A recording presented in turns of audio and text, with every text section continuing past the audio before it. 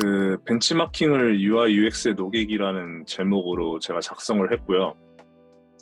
이제 이렇게 작성을 한 이유는 좀 업무를 하다 보니까 벤치마킹이 사실 되게 중요하다라는 것을 좀 반성도 하면서 많이 배웠던 것 같습니다. 그 이유는 사실은 기존에 있던 서비스는 좀 많은 고민 끝에 나왔을 것이고, 물론 불편함이 있더라도 새로운 신생 서비스 같은 경우는 이러한 점들을 그래도 좋은 점은 가야 되는 부분이 있기 때문에 이러한 내용을 작성을 했고, 이제 벤치마킹 자료와 스크린 플로우 차트를 한 공간에서 보면서 에즈이즈와 투비를 머릿속에 정리해 봐요라고 작성을 했습니다. 그 이유는 이제 에즈이즈와 투비를 이제 벤치마킹 자료와 함께 보다 보면 놓친 부분이 있거나 아니면 놓친 페이지가 눈에 좀 보이기 때문에 같은 공간에 두고 같이 보게 되면 조금 더 이렇게 이제 시간도 많이 절약이 되고 머릿속이 혼란해지는 걸 조금 바로바로 체크를 할 수 있기 때문에 이렇게 작성을 해봤습니다. 그래서 어떤 부분이 기존과 다르게 차별점을 둘 수 있을까도 보일 것이고, 그러니까 결국에는 유저 전입앱을 그릴 때 고객이 불편함을 느끼는 부분이 저희도 결국에는 새로운 서비스를 만들 때 느낄 거니까 그런 부분에 대해서 차별점을 조금 둬서 수정을 하거나 보완을 하는 식으로 할 수 있기 때문에 차별점을 줄 수 있다고 적었고요. 그 다음에 어느 점을 그대로 가져가야 될까 등의 조금 계산을 통해서 좀 버릴 부분은 버리고 챙길 부분은 챙겨야 된다고 생각을 해서 이렇게 작성을 했습니다. 그래서 기획을 할 때 가볍게라도 고객이 이해하기 쉽게 UI 화면 내에 내용을 넣어주는 것도 하나의 도움이 될 수가 있는데요. 그 이유는 이제 말로 구두로 설명을 많이 하는 것보다는 조금 더 기획자가 생각한 방향에 대해서 이렇게 내용을 넣어주면 고객이 볼 때, 아, 이 기획자는 이런 식으로 이런 화면을 구성하기를 원하구나, 아니면 이런 식으로 기획했구나, 이런 방향으로 흘러가겠구나라는 걸 조금 더 빨리 이해할 수 있고 서로 간에 오해가 없을 수 있기 때문에 가볍게라도 아니면 좀 이렇게 뭐 정확한 내용이 아니더라도 넣어주는 게 하나의 이제 소통할 때 도움이 될 수 있을 것 같아서 이런 내용을 작성을 했습니다. 그리고 이제 또 내용을 넣다 보면 내가 이런 식으로 의도를 해서 방향을 진행해야지 했는데 그 내용이 생각보다 이제 톤 앤 매너에 안 맞을 수도 있고, 아니면 그 부분이 이제 기획 진행 중간에 빠져버릴 수도 있기 때문에 이제 조금 더 추가를 하면서 머릿속을 정리하는 게 도움이 될 것 같아서 이런 내용으로 블로그를 작성해 보았습니다. 네.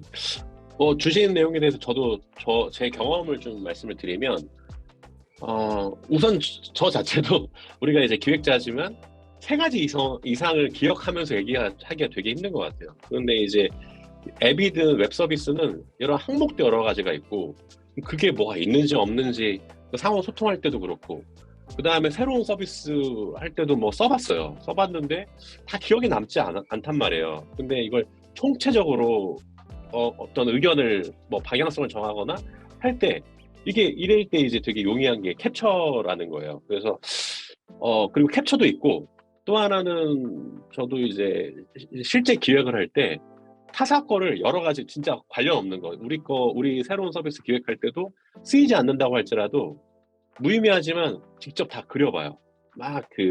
저는 이제 PPT로도 그렸었고, 이제 피그마를 그려보면 그리는 가운데 이제 이 UI가 그만큼 시간을 들인 거잖아요. 되게 느린 시간을 들이는 거예요. 어떻게 보면 휙 하고 보면은 다 훑어볼 수 있는 시간이 되게 시간이 절약하지만 머릿속에 남는 게 없어요. 근데 이제 UI를 직접 손으로 그려보면, 그리고 그려본다 할지라도 우리가 피그마 어떤 템플릿화 돼 있기 때문에 UI를 그냥 얹어보는 거예요. 이거는 아이디, 뭐 이거는 패스워드, 그런 가운데 이제 기억이 남게 되는 거죠.